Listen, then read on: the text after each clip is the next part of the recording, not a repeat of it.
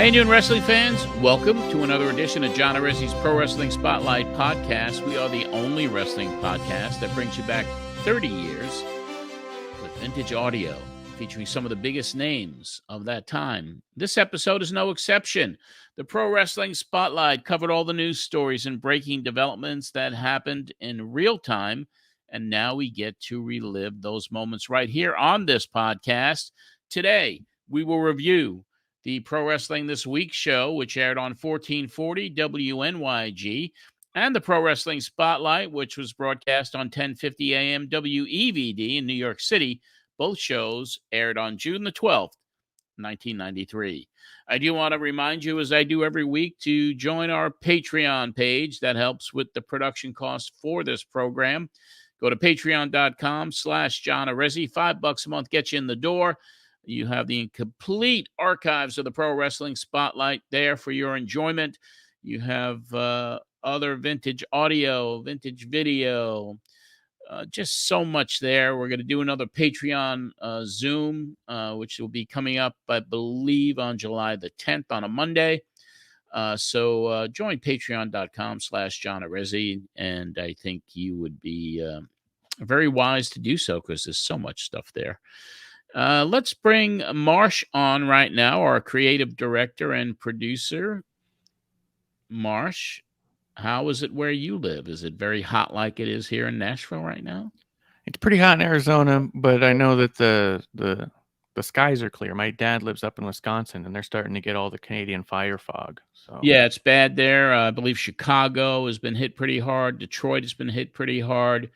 They're saying those two cities, the day that we're taping this, have the worst air quality in the world right now, as did New York City about a month ago. So these Canadian wildfires are certainly making an impact here in the States. Yeah, they definitely make it harder for me to complain about the heat. Yeah. I mean, the heat index here is crazy. It's off the chart. It's dangerous to be outside. It's very humid. So I didn't even go outside today, and I'm just climbing the walls in here. But interesting little tidbit. I got a notification today about 1440 WNYG was actually just sold to JVC Broadcasting on Long Island, and it really brought back some memories. And I know the owner, John Cacciola from JVC Broadcasting. My sister actually works for the company in advertising sales. So they're turning it into a all Spanish talk network. So it'll be talk shows, but I saw those call letters and I saw it and I was like, well, it's a station that just doesn't go away. It's still there.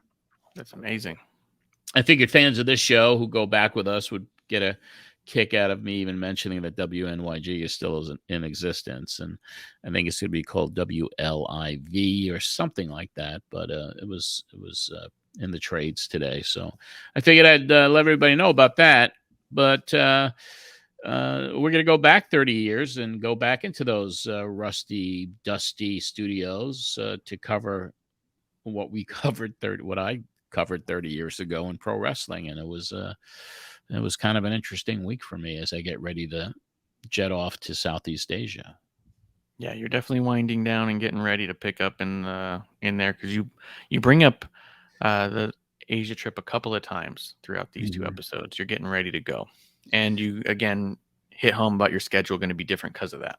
Yeah, and everything kind of changes. I mean, that was an interesting trip, and we'll cover that, of course, on future episodes. There were two shows that I did from overseas. So it should be an interesting summer as we get into a different world here of promoting and doing other things. And I took a lot of heat for that on this show. Yeah, this is when the Bruce Mitchell article came out, and you talked about it a lot. Kind of crazy. Yeah. So we'll get into that. And so let's start the soiree with what happened the week of June 12th, 1993. Yeah. You didn't have Donnie on this one. You mentioned Donnie's away at a Boxing Hall of Fame, but he's going to be on the night episode. So there's no capsule. Yeah, he was not there in the day. Yeah. And it's the week of King of the Ring. You believe Brett's going to take it And you asked Bruce Jacobs to come watch the show with you, but he's got a show on that night. So he became the sports director of WNYG at that time, and he was doing a Sunday night sports talk show for about 5 people. Ooh. No, there's no signal. So this is how you kind of open the show. I mean, you run down those things, but then you get into to this little opening before you go into your ads.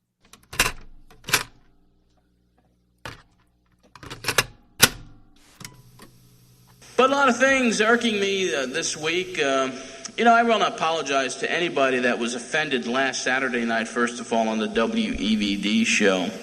Paulie Dangerously was on, and believe me, I've seen the guy in action before. He's been live in this studio, live at all the stations that we had broadcast from, and he's been a frequent guest of the program. I tell you, last week when Paulie came in, he literally took control of the program, and he really pissed a lot of people off. I got more response from that show than any other show that we've ever done. A lot of it was negative, a lot of it was positive. I laughed at a lot of the stuff, but hey, I wouldn't like to get hung up on myself. Okay, and that's what Paulie was doing, and that's what he specialized in last Saturday night. As he mentioned to me, I had to go to Tampa, Florida for a couple of days on business, and Paulie accompanied me.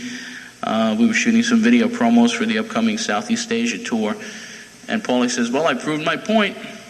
I said, well, what point was that? He goes, that people in this business, personalities in this business can still get legitimate heat from the fans if they really try. And he said he was separating the character. That was the Paulie Dangerously character on the air last week. And believe me, the calls that we received were phenomenal. WEVD was just flooded with calls as well.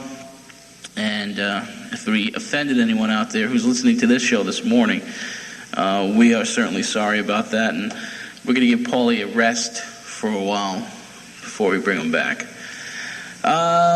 What we're going to cover today, we are hopeful, and I think we are going to be getting Stan Lane on with us. Stan, of course, is a former member of the Midnight Express, recently competing in Smoky Mountain Wrestling.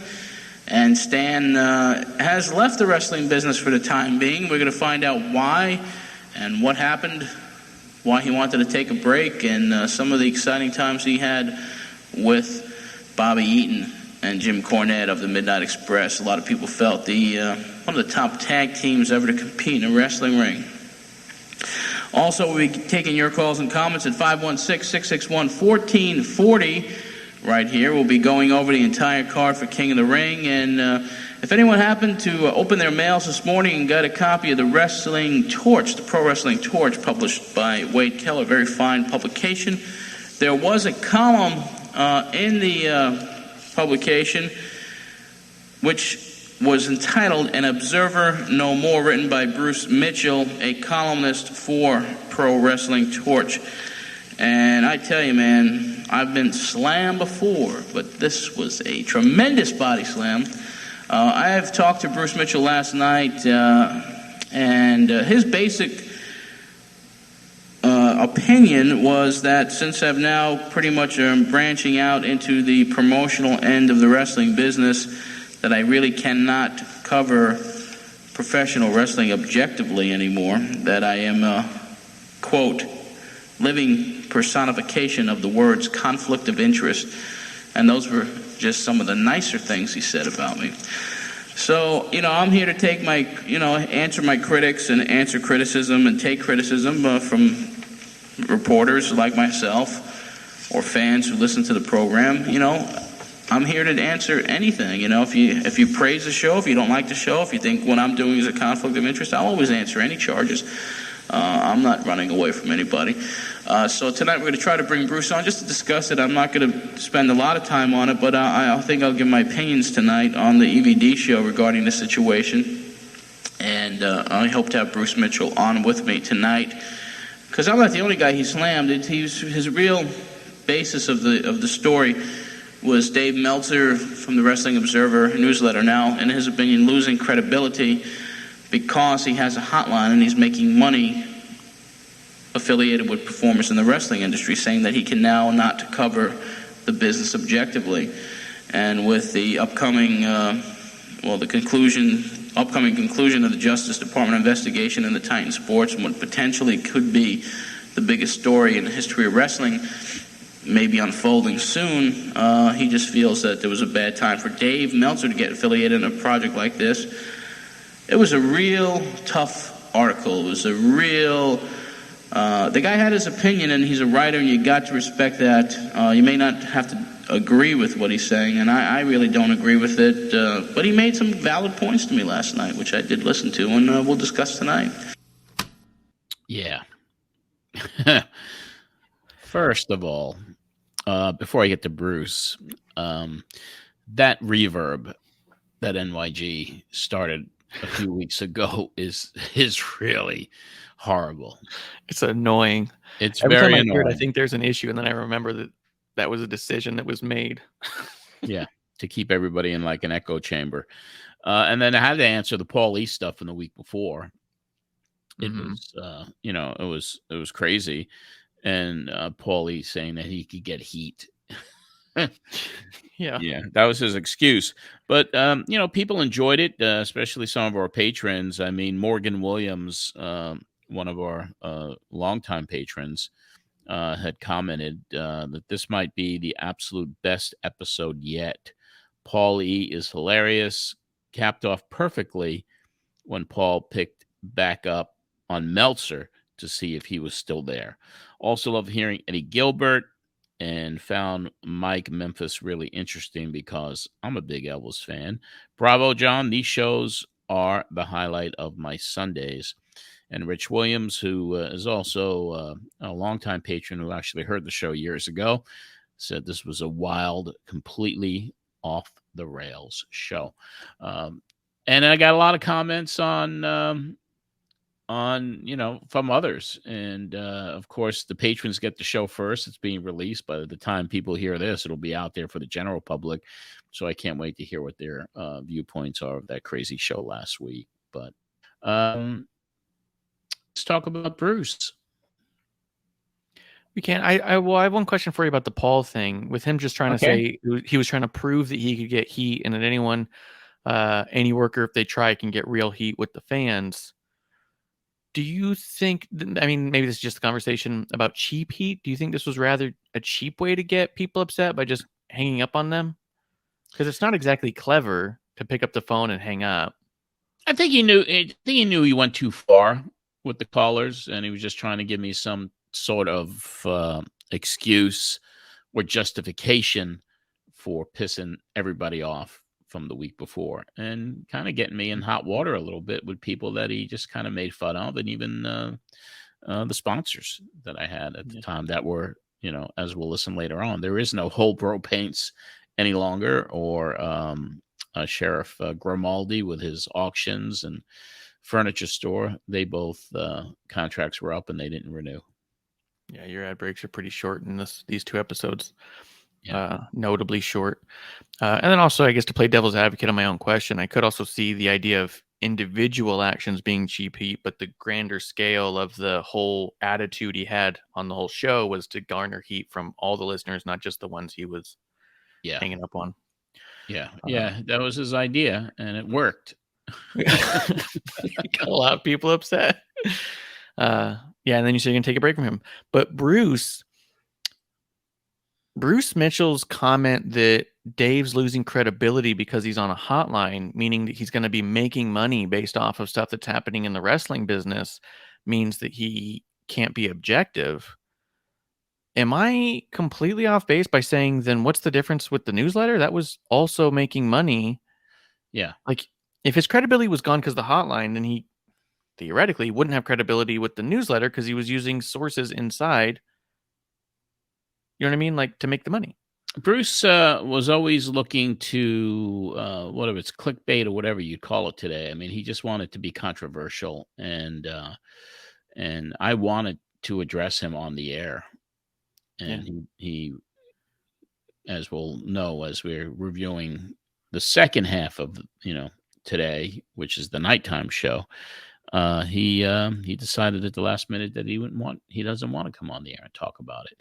And I had heat with Bruce. I mean, up until the time where I saw him, I believe it was in 2019 in Iowa at the Dan Gable, George Trejo, Sluthez Hall of Fame deal. He was there with Wade.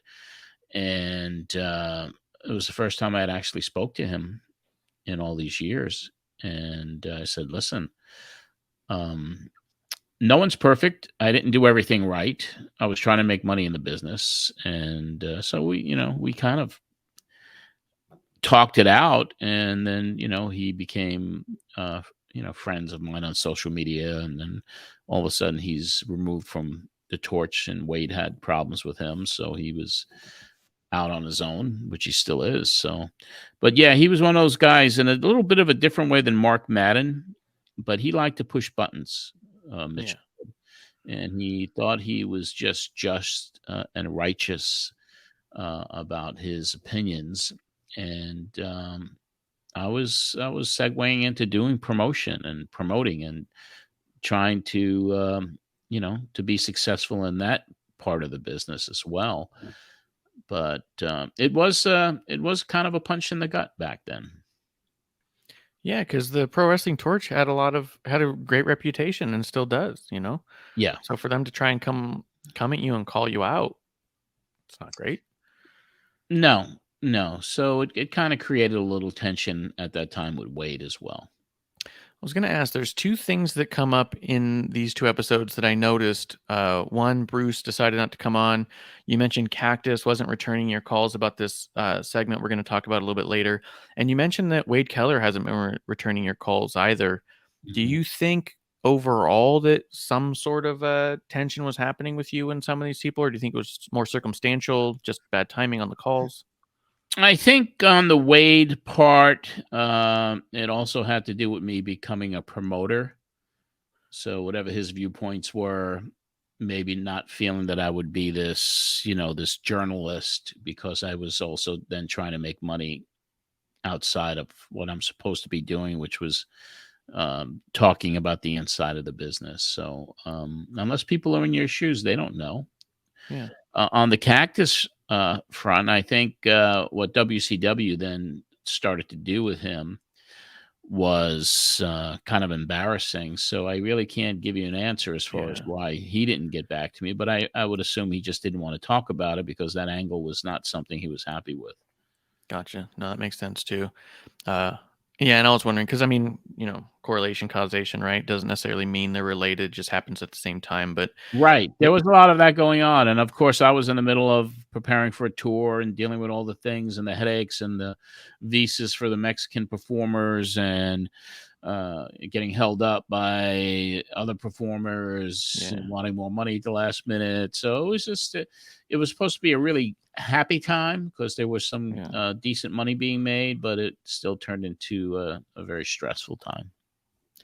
And it seems like a lot of the stuff's happening with Bruce with this hotline thing. That seems to be bringing up a lot more heat than you'd think, but it does keep coming back up that you're doing this hotline.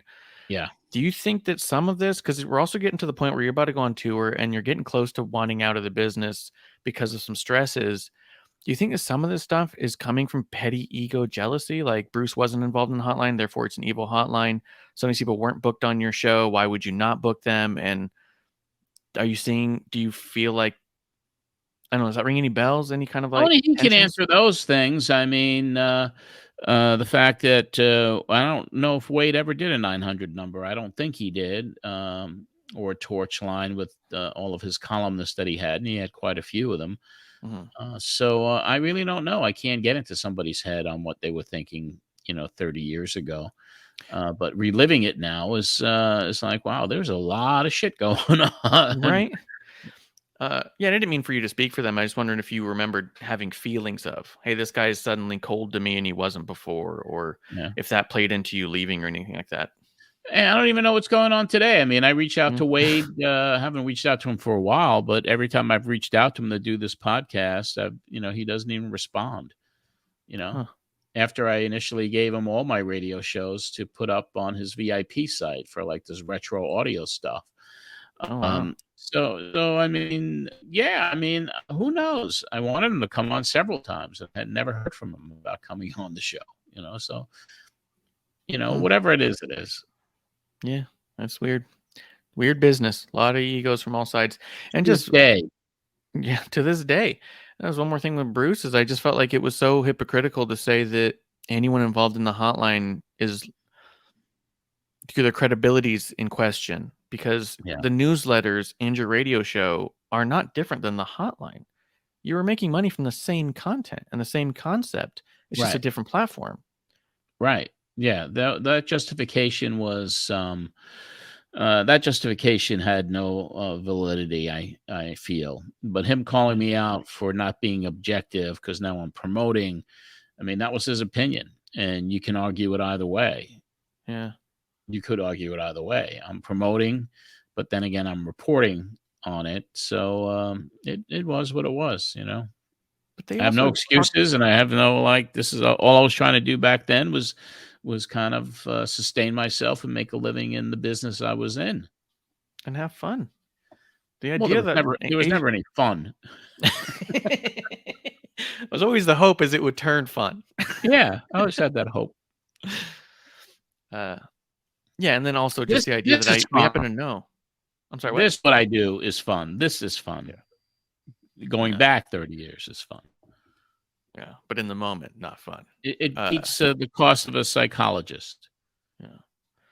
I don't know. And these are guys who also used Jerry Jarrett as a source all the time. And so for them to talk smack on anyone for promoting is not being objective, but then using their source as a promoter, they was so much more deeper than you. And I'm just like, they're just taking pot shots. They're just trying to knock you down because you're trying to do something. It gets a little worse after I do the Dallas show, that's for sure. You run your ads. You talk about your bus trip to ECW on Saturday. And then you get Stan Lane on the line. I have 2 clips from Stan Lane. I mean, let's just start with the first one. He's talking. He's going to retire from wrestling, and you ask him why. Yep. What we're going to do right now is get on the line. Now, this next gentleman is the first time he has graced this program, and he has certainly been one of the most exciting performers in the pro wrestling business over the last several years. Involved with Jim Cornette and also Bobby Eaton to form one of the most spectacular tag teams ever to step inside a wrestling ring. I'm referring to none other than Stan Lane. Stan joins us from Charlotte, North Carolina. Stan, good morning to you. Good morning, John. How are you? I'm doing pretty good. I really appreciate you coming on the air with us. Of course, you've made news in the wrestling business. You've made news for many, many years with the great duo of yourself and Bobby and Jim Cornette as the Midnight Express. You recently competed in Smoky Mountain Wrestling, and it's a pleasure to have you here. Well, thank you very much.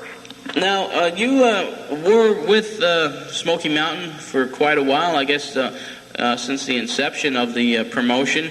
And now you are no longer there. You lost a loser-leave town match. And what was the reason? Why have you suddenly left the wrestling scene?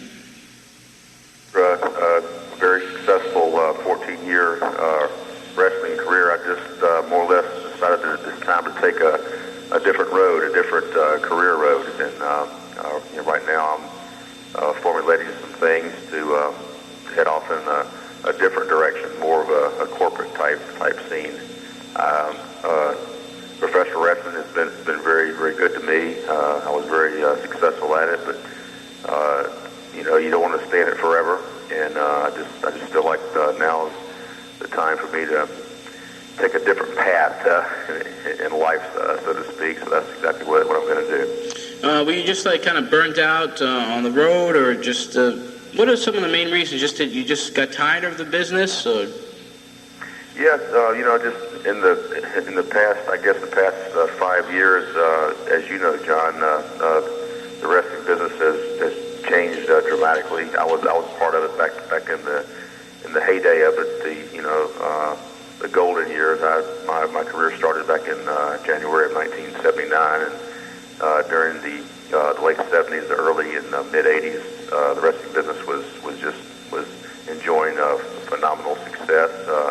In the past several years, it's been somewhat of a downward slump, and that coupled with the fact that being gone from home from anywhere from 10 to 14 days in a row, flying every day, and hotels every night, and rental cars every day, and all the driving stuff. It's fun at first. It's definitely a glamorous thing to do, but after several years of it, it starts to get old. Just like any other job, it becomes a routine, a grind and stuff. So I just figured after 14 years, maybe it was time just to switch gears and go off in a different direction. Hearing this, I was kind of excited to hear about Stan Lane, and you talked about his relationship with Jim Cornette. He's kind of monotone this whole time. He is. That's the type of guy he is, I guess. Isn't he pretty low key? Yeah. Yeah. I mean, I know, so obviously they had Jim Cornette to do a lot of talking for them, but was Bobby Eaton a good talker? No. Not really, right? So they needed Jim Cornette. Absolutely. No, they were not the best on their promos by any stretch of the imagination, but they were probably one of the most talented tag teams in the history of the business, and Cornette fit perfectly with them as the mouthpiece. And Stan, ironically, I mean, all these years later, are you familiar with the controversy that he was involved with? A little bit. I think it's pretty interesting. The DNA test. He took two DNA tests, and they both verified that he's not the father of the Republican extreme right wing representative Lauren Boebert is her name. Boebert. Yeah. I see her on TV. Didn't beat Joe Biden now and all the things that she does out there. So. But anyway, Stan is not her daddy. He's not the daddy, as Maury Povich would say on his show. But that was interesting.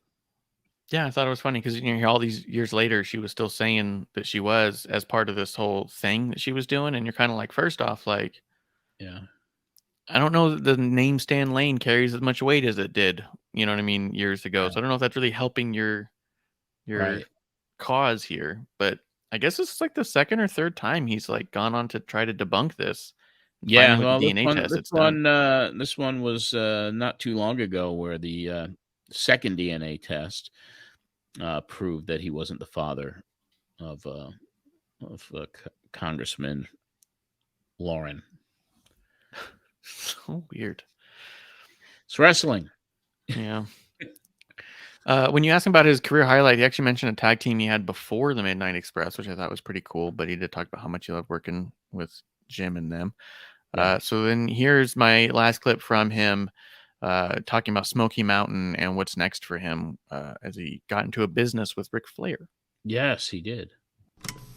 And, of course, your relationship with Jimmy Cornette goes back many years. And, matter of fact, the last split from WCW was Jimmy and yourself leaving and Bobby Eaton deciding to stay for reasons that can be justified.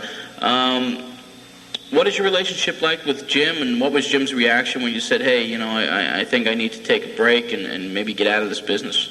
Well, I think he was initially shocked, and he had planned on us doing the thing there for years and years, but the difference is being a manager and being a wrestler, and having to go out there night after night and get slammed around and bumped around and suplexed back and forth. Your body has only got a certain number of bumps in it, and eventually you're gonna be bumped out, and you're gonna get seriously hurt. And I've had a lot of little minor injuries, but nothing really major. But you can't do it forever. There are several wrestlers that are still in the business in their late 40s, but these guys are really starting to get crippled up. And I don't want to be an older man that's kind of like hunched over and limping around here and saying, yeah, I was a pro wrestler for years, look at me. I've got, terminal arthritis in all my joints. So, he can do that forever, being a manager and stuff. But a guy who's out there, flying around every night, just cannot do it forever. How old are you, Stan? I'm 39 years old. I'll be 40 August the 5th. Mm-hmm. And you've had a real good career. Looking back, I guess you're not sorry you did it. Sorry? Are you sorry that you got into the business? Of course not. No. I had a great career. I was the only guy who was ever personally trained by Ric Flair. Yes. And, now that I'm ending my first career, he's also given me my second career. He and I are part owners of Gold's Gym here in Charlotte. It's called Ric Flair's Gold's Gym, and we're in the process of opening up another one in my hometown of Greensboro, North Carolina. I'm going to be involved heavily in that. I'm also doing the every week coordinating and hosting the Miss Hawaiian Tropic bikini contest for Rick. He owns the Hawaiian Tropic franchise here, and that's just like a job for me, since from heaven, as being the quote gangster of love for all these years, finally being surrounded every week by 10 to 15 of the most beautiful ladies in the Southeast is right down my alley. I love that. It'd be down my alley too. I wish I could do it. Is there a franchise I could possibly acquire for this part of the country? We'll call up Rick.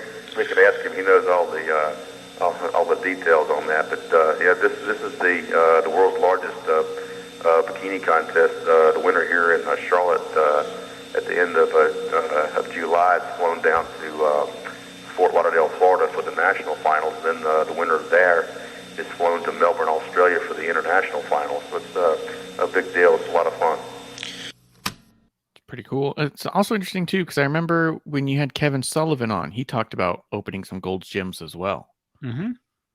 Was that a pretty that big was thing? something the guys would invest their money in if they had enough, and obviously Steamboat had ownership in their gym back then. A lot of guys did, but to be partners with Ric Flair with his name, I understand that Charlotte gym was pretty successful for a fairly long period of time.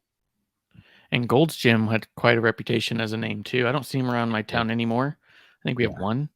Yeah. But it used to be big. It used to be huge. I mean, we had several where I came from on Long Island, and they were a staple of physical fitness and gyms and working out, and I don't know if the company went under or they may be still out. Who knows? I haven't seen one in a long time though. Yeah, that's what I mean. We used to have like 6 or 7 in the town, and now I think we have like one that might be independently owned. Like, it's just really weird that it was so big, but it's also really smart and cool when you think about it. If they're professional wrestlers and professionally bodybuilders, Yeah, it was a natural synergy. Yeah, and you would trust it and believe it. Well, if you're going around too, because obviously they're going to give the boys credits and easy access. So if you're going in there and you see a bunch of professional wrestlers, you go, "Oh, this place is legit," right?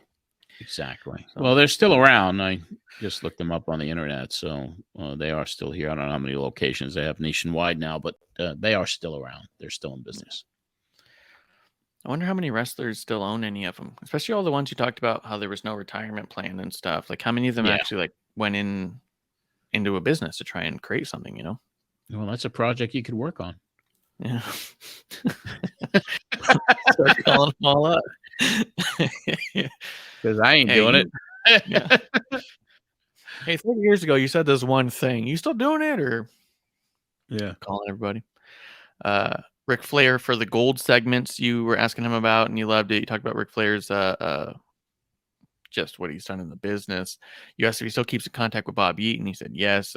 He's said Bobby was working in Japan at the time. He would talk about working in Japan for about 5 weeks and such, but that was kind of it. He was just like, I'm just gonna be walking away. which I think not a lot in that interview, really. I mean, it may have been bigger news back then when he said he was stepping away because of how influential he was in the tag team scene with Bobby and, of course, Cornette and Smoky Mountain. But, yeah. Yeah. And you had him for like 20 minutes. It was did. significant. Yeah. The entire interview, you could hear that on patreon.com/John Arezzi. Yeah, absolutely.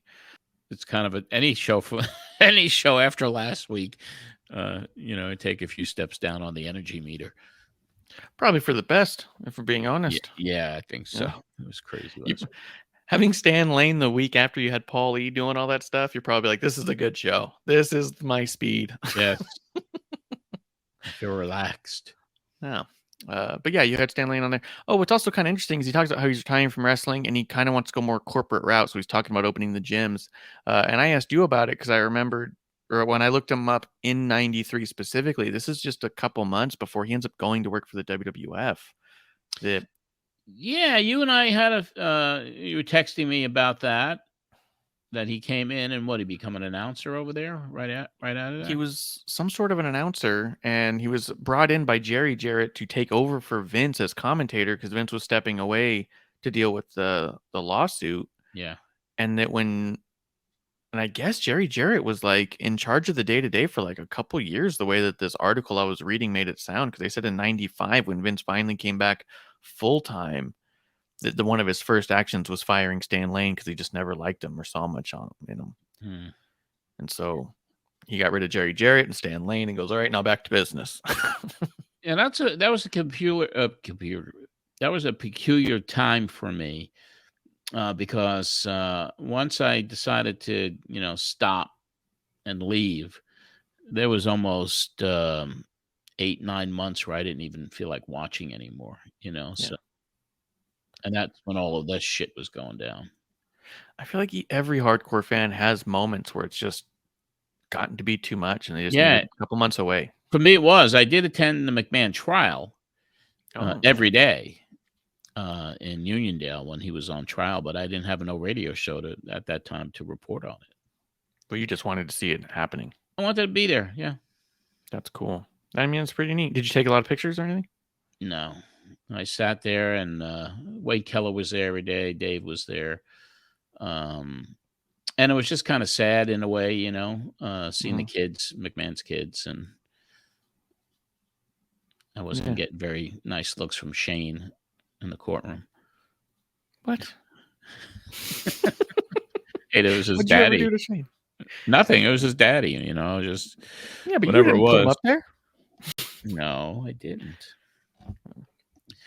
That's cool though. I mean, hey, Shane had a fierce love for his father, and you can't knock a kid for that. Oh, of course. I always respected Shane, and still do to this day. I think he's just a great performer, and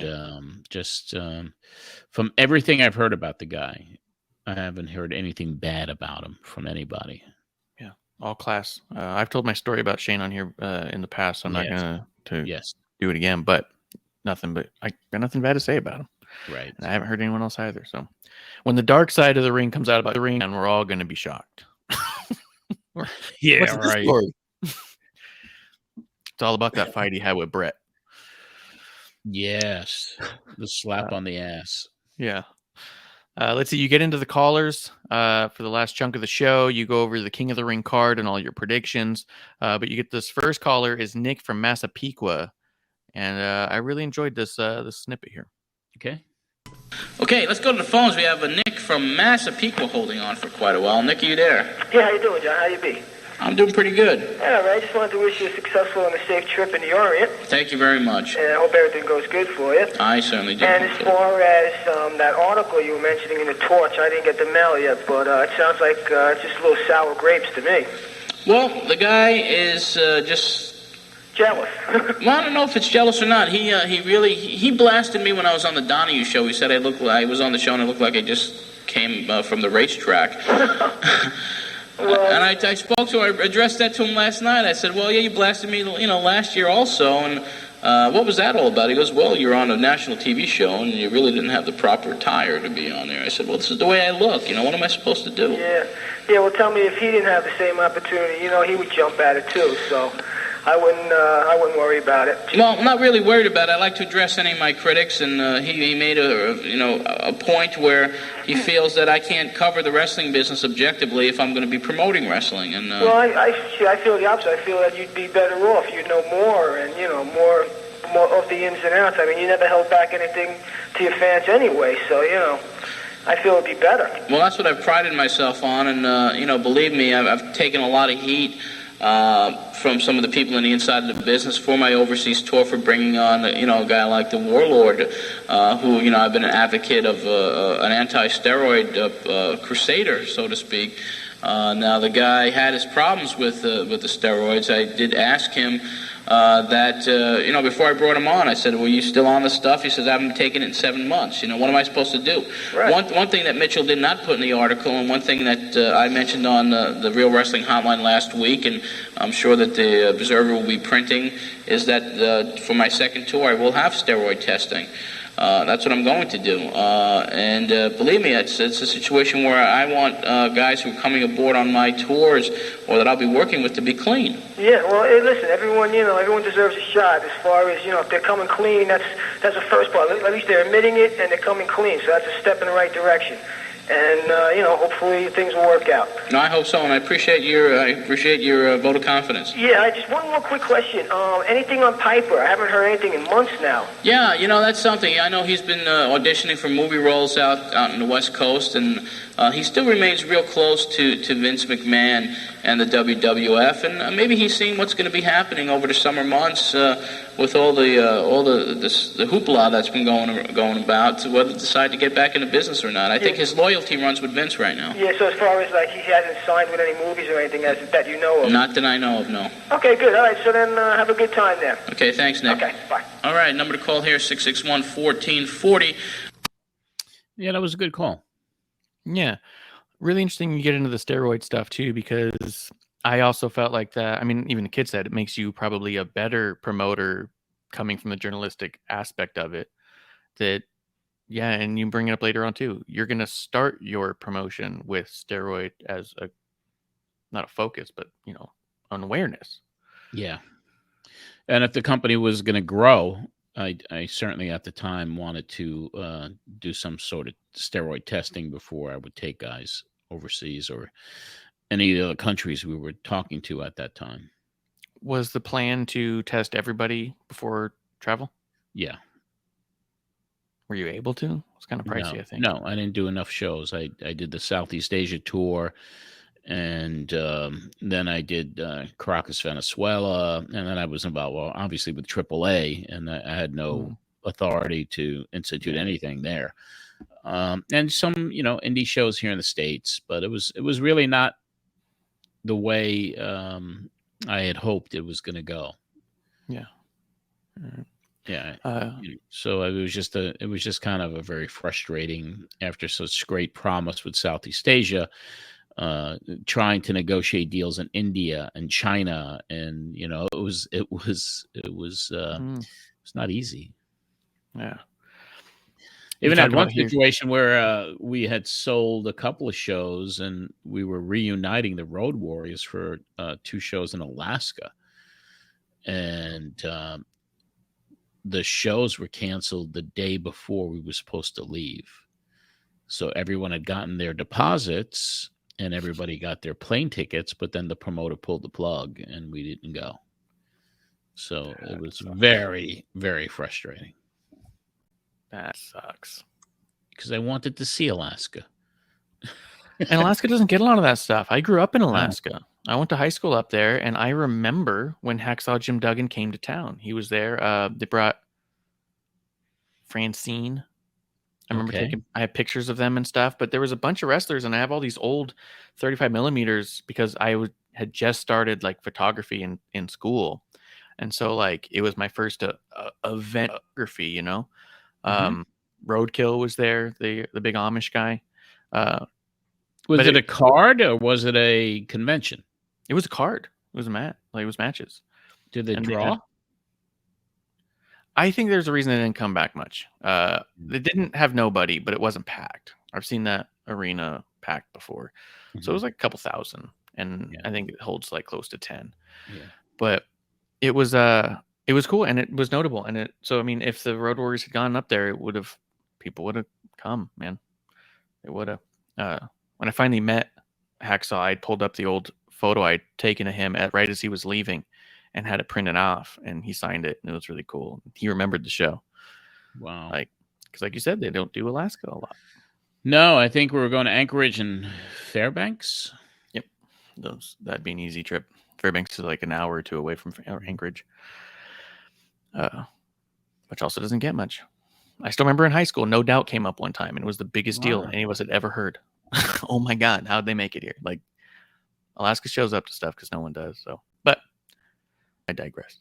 You talk about WCW is about to start testing for steroids, and they're going to be doing random testing. You said it's really good because the size of some of these guys have been insane. But when I think about 93 on, they only got bigger. Wonder how well that testing went.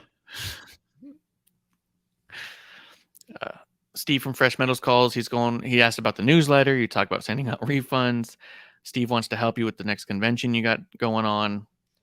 I think it's the same Steve who called him before, talking about how he wanted to help and how you still have no recollection of Steve helping. He was pushy. He wanted to.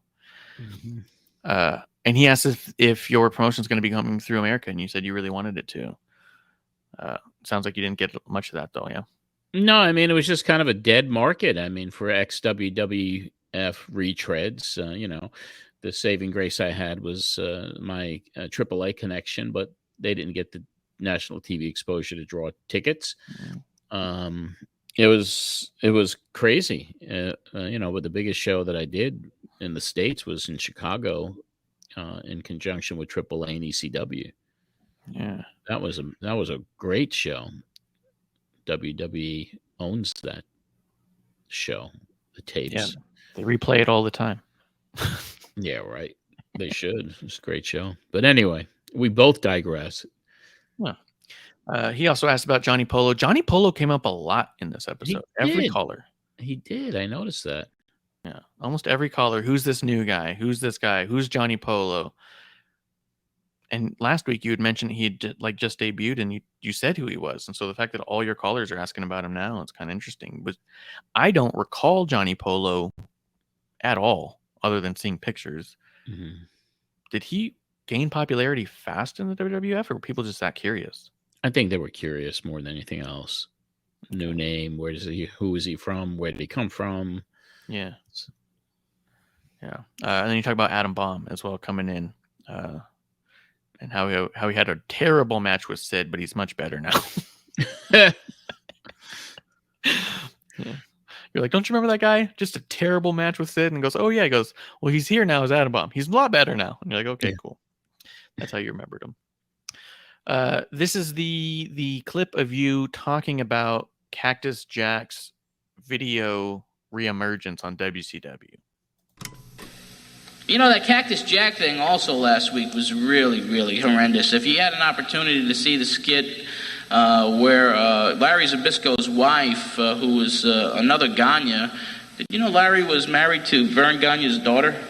No, that's why he was champ. That's why he was champ. No, Larry actually, as I always respected him in the business as a wrestler, and also as a commentator, I think he's great. But his wife is now the roving reporter who is now trying to search for Cactus Jack, and they visited a mental hospital last week looking for him. And believe me, it was a tacky, horrendous, stupid skit, and I've been trying to reach Cactus this week, haven't been able to talk to him regarding it, but he cannot be pleased over what they're doing to this poor guy. They're turning Cactus Jack into a goofball. Now, Cactus has earned the respect of the wrestling fans out there, and just to see what you could see down the road what they're doing with this guy. Bringing him in, he has amnesia. He's bringing him back as having amnesia. Now, why would he come back to wrestling if he has amnesia to fight Van Vader? He's not going to, it's just so stupid. It's so ludicrous. It's sickening to see what's going on there. That was horrible. You did not like it one bit. Didn't they do something similar to that when he went to ECW? This wasn't he like walking around the lakes and stuff? I don't remember. I thought he was on some weird search then too, but maybe I'm mixing these up.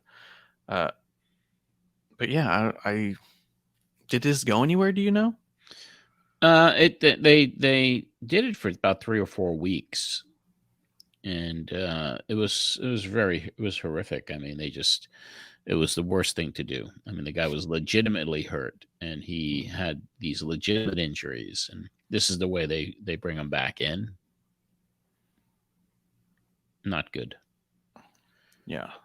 One caller even brings up later, because I didn't pull the clip on this one, that the WCW is not doing well because they're investing time and energy on 10-minute segments for TV on guys who aren't even officially signed with the company. And he mentions Cactus specifically. Do you know if Cactus was not actually signed, or was his contract coming up? Or I know he wrestled for a bit more there. I don't know when his contract actually expired back then. I was wondering. Yeah, and I remember there was a while back you'd mentioned that this happened, and you remember being pretty upset about it at the time. So it was kind of neat to hear it finally poking up. And you definitely talked about it with Steve Beverly on the night show too. So we'll revisit it then. Yeah, because there was another segment that ran that night at 6:00. Really? They replayed? It was 2 different segments? Well, yeah, they did more than one segment. It was kind of a little bit of a storyline arc over 3-4 weeks, I think it was. Jeez. Yeah, and I like how in a world where sense is it's so funny the way we all, even now and even then, we complain about the logic in storylines and this doesn't make sense and why would this happen. But when you also kind of look back at the last 50 years or so, we've been saying that about so much so often. Mm-hmm. It still seems to be so important to us as a fan base, but we also are just so forgiving of like, well, it's wrestling, like so stupid. And then they do something else that makes sense. You're like, see, this is brilliant. And then you focus in on that and you forget that the other thing made no sense. So it was just kind of funny to me. Bob from Point Pleasant really wants to know more about the Paul promotion. He really starts trying to dig in on you. Like, when's it going to be? What's it going to be about? Can you give us any hints, any tips? And you're just like, nope. You're like, it's going to be what it's going to be. And it's going to be great. So this is too early for it to actually be ECW. This was the Texas thing, right? It was the Texas thing, yeah. And Paulie was working both sides of the fence at the time and getting closer to Todd and doing stuff with them and trying to get this thing in Texas off the ground, which really never got off the ground. And then he gets the book, when Eddie had his problems, and then Paulie takes over ECW. It's a fascinating time in his life at that time. And this Texas one, that's the one that had Crockett was supposed to be involved, right? Yeah, Crockett and that guy, was it James Hudson or something that he actually brought on the show, and he was semi-serious, the appearance before last. What I was going to ask at one point, the involvement of Crockett, the way it's brought up, sounded to me like he was already involved, but couldn't say he was involved because of the contract. Because anytime someone said anything about it, it was always like, oh, well, he can't because the contract. Right. Yeah, there was all kinds of stuff going on. Yeah. All kinds of shenanigans. It was a lot of protesting too much for me when I was hearing some of the back and forth you'd have with callers and stuff. Like, well, he can't. He can't. I'm like, but is he? He can't. He's not allowed. Is he? But he's not allowed. So those fans want to know. Yep. You also gave WCW a what to because you said that Tully explicitly told WCW he wasn't going to be there for the show that they were promoting him on for 2 weeks, and they promoted him all the way up until the show, and that you'd get so mad about that, calling it false advertising. I always hated that, false advertising. Jason from Northport says he's shaking his head over the Cactus skit and then asked why Jannetty lost the title so fast. And you said because you think it's the Shawn Michaels story, and it was just to bolster a little thing. So, but yeah, that was the morning show. Brings us to the night pro wrestling spotlight 224. You have Steven DeAngelis in studio with you the whole show, but he only talks like twice. Like he's just hanging. Yeah, Steven was doing a benefit, and he got affiliated with Tommy D, using Universal Wrestling Superstars for the show. I believe it was Farmingdale. So it was for Make a Wish, I believe. Was it Make a Wish or was it? It was Make-A-Wish-esque. It was Starlight Charity. I'm sorry, the Starlite Foundation, another Yeah. big organization.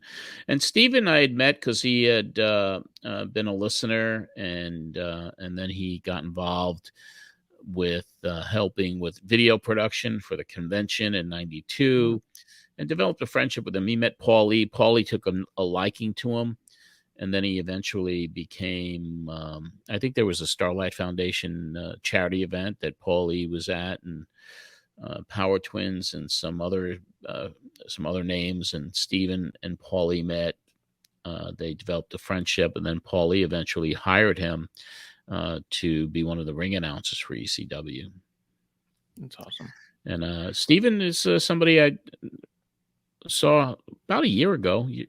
He was promoting some off-Broadway stuff with some really good talent, Christmas show out at Hofstra University that I was invited to, and I went and I saw him, and we got together for a nice breakfast as well. And it's really, really good guy, smart guy, very creative guy. But getting to know him and bringing him on the show to promote this benefit for Starlight Foundation was easy for me to do. That's cool. Yeah. Yeah, and it sounded like you were having I feel like every time you had someone in studio, you could tell you were a little peppier. You like to flex your broadcasting chops a little bit more and have a little bit more fun when someone was there. Where if you were just by yourself and it was just Bruce, sometimes you were a little bit more melancholy about it. Yeah. It's always good to have a guest to interact with, and to this day, I love it. You know, when we bring a Donnie on, or a Broadway Sonny Blaze, or whoever, you know, Ron Scholar, or the Bischoffs. I mean, anytime we can get a guest, it always peps you up. And you know, now that I do this baseball podcast every week with John Gibbons out there, the Gibby Show, it's giving me an opportunity to really talk to some really major players in the game of baseball. And I'm really digging it. So if anyone out there ever wants to check out the Gibby Show, this episode that we did this week, there is probably one of my favorite interviews that we did. It was with Steve Phillips, who was the general manager of the New York Mets for many years. So yeah, that's I love it when I could talk to somebody, and you know. Did you give him a piece of your mind for losing so much? We're like, no, he's the guy that traded for Mike Piazza, and he's the one that built the late '90s teams that went into the World Series against the New York Yankees in 2000. And he was a great GM. He drafted and signed David Wright and Jose Reyes. You know, if you're a Mets fan, you know who these guys are. So Phillips had some personal problems that got him out of the game for a bit, but he is a analyst from Major League Baseball. He does a couple of shows in Toronto, and he does a daily show for Sirius XM's MLB network. So he's still out there pretty active, and he's just a great storyteller as well. One thing we talked about was 9/11, because the Mets had the very first game in New York after the attacks. And that was the game Piazza hit that home run, which is still talked about today, how it uplifted everyone. Was the first game back in New York after the 9/11 attack. So Steve was the general manager at the time, and he talks about that for a good part of the interview. And it was really very heartwarming to hear how this GM at the time was involved. And, you know, he talks about the day it happened and how Shea Stadium was a launch point for the first responders, and then getting to do the game. I digress a little bit here, but that was really a fascinating interview for me on the Gibby Show. That's awesome. That's actually really cool. I grew up surrounded by baseball a lot, and sort of a baseball fan, but not like hardcore. A lot of my family is, so I'm so familiar with some of those names, and I remember a lot of that stuff you're talking about. It was actually my big regret or not big regret, but it was the one thing I didn't do when I was in San Diego for those last couple of weeks that I really wanted to try and do. Was check out a game down at Petco. Yeah. And great park. What a great park that is. We went to the park. I've been to the park a couple times and gone to the shop and just kind of hung out in the little grass area, but I haven't seen a game there, so I want to. Matter of fact, some of the last photos I have with my grandfather, one of the last times we got him out of the house was to go see Petco. Oh, because I hadn't seen it, so he wanted me to go see it. So we went. So it was cool. Let's see. This, though, you do have Donnie Liable back. I do. He's back from his boxing event, I believe. But as we always do each and every week, we bring on our correspondent from upstate New York, Don Liable. And why don't we punch Donnie up right now? Hey, Johnny, I enjoyed Paulie last week. I guess either were for it, thumbs up, thumbs down. I don't think there was any in the middle. But well, I know the station was flooded, and my answering machine, the letters, either they loved it or they hated it to the point where people were going to call my sponsors, and it was during the show when I got home. People were calling in during the show and saying some very, very obscene things. John, I got a call this evening at 10 o'clock from a listener, or a little earlier than a listener from Brooklyn wanted to voice their opinions on Paulie on the show. So yeah. Hey, well, they're listening. Yeah, they are out there listening. The lines are filled up now. They know that we are here, and we will talk wrestling with you. And, of course, lots of things happening in the business this week. So, Daddy Liable? Daddy Liable? Yes, sir. Feels good. Take it away. All righty, John. Good evening, everybody. Well, leading off the capsule, of course, tomorrow at 8 p.m. Eastern in Dayton, Ohio, the World Wrestling Federation will present its third pay-per-view show of 1993, the King of the Ring tournament. Also, Hulk Hogan is set to defend his WWF heavyweight belt opposite Yokozuna, and Shawn Michaels puts his Intercontinental title, which he reclaimed last Sunday from Marty Jannetty in Albany, New York's Knickerbocker Arena, against Crush. Also, a six-man tag is on tap, which includes Money Inc. And a little history note here, the first King of the Ring tournament took place back in 1987, with Harley Race winning in Foxborough, Massachusetts. Well, if you've been wondering what happened to Vinny Vegas of World Championship Wrestling, call off the search. Kevin Nash, Vegas' real name, has surfaced in the Federation as Shawn Michaels' insurance policy. Well, if it works south of the border in Mexico, will a vampire gimmick get over in the States? Well, the WWF is hoping it will. Reports have it that Dave Heath from the Tampa, Florida area, most recently courted by WCW, apparently will assume the vampire character in the Federation. Original plans were for Brian Adam Bomb Clark to assume the vampire role. Turning to WCW happenings, a steroid policy appears to be in motion within the organization. Sources state that every couple of weeks at random, wrestlers will be selected for testing, as well as if reasonable cause dictates testing. WCW will also begin television tapings on July 5th in Orlando, Florida's MGM Studio theme park. Now expect recent signee Sabu from the Detroit area to take part in the nearly 2 weeks of tapings. You've seen and heard him on HBO. Now boxing ring announcer Michael Let's Get Ready to Rumble Buffer has been signed by WCW to work their pay-per-views, which puts current intro man Gary Michael Capetta's status within the company in limbo. And to those planning ahead for July 11th Beach Blast pay show of WCW, well, he did it with Ricky Steamboat. Now Rick Rude will be challenging Dustin Rhodes to an Iron Man's match, in which whomever scores the most pinfalls within 30 minutes will be declared the winner. A couple of tidbits to pass along. At next Saturday's big ECW show in Philadelphia, veteran TV commentator Lance Russell is being brought in to work the mic with Paulie Dangerously.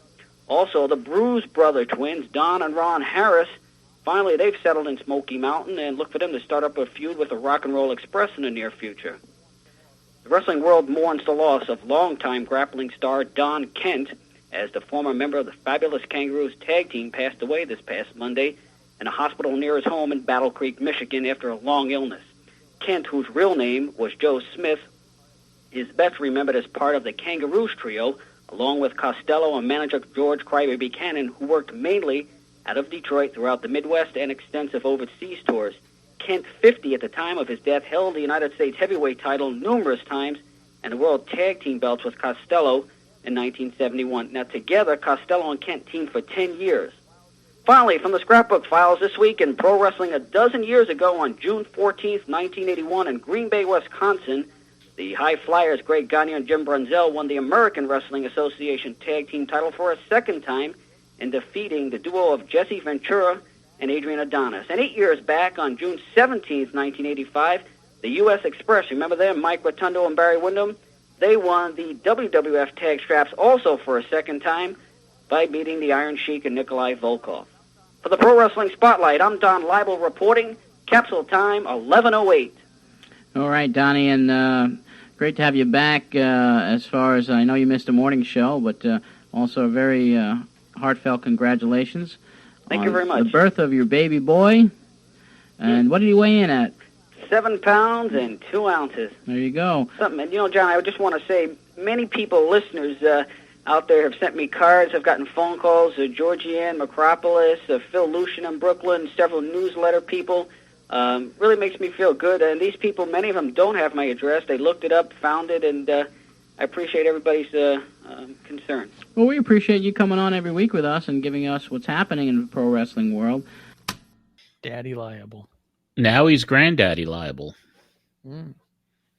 His son Mark had a baby son not too long ago. So Donnie's a granddaddy, and he's been married 40 years now. His anniversary was this week, and boy, the time flies, man. Yeah. This has been such a celebration of Donnie this past month, just on accident. It's been Donnie month. Yeah, so I got no complaints. Me neither. Yeah, really cool. You do talk to Donnie for a little bit longer. You talk about how Bruce declined to do the show. Donnie was making a joke about how there's so much heat surrounding the Pro Wrestling Spotlight because of the hotline and because of Paulie. Yeah. He asks you about the bus trip, and he makes a comment that you kind of move on from, but he says, are there any spots left for the ECW trip? And you said, yeah, we just had 10 cancellations. There's plenty of room on that bus. I think it was half filled. Well, you just had 10 cancellations. He says that he would love to talk some trivia with anyone on the bus, which made me laugh because you've talked about he's an encyclopedia.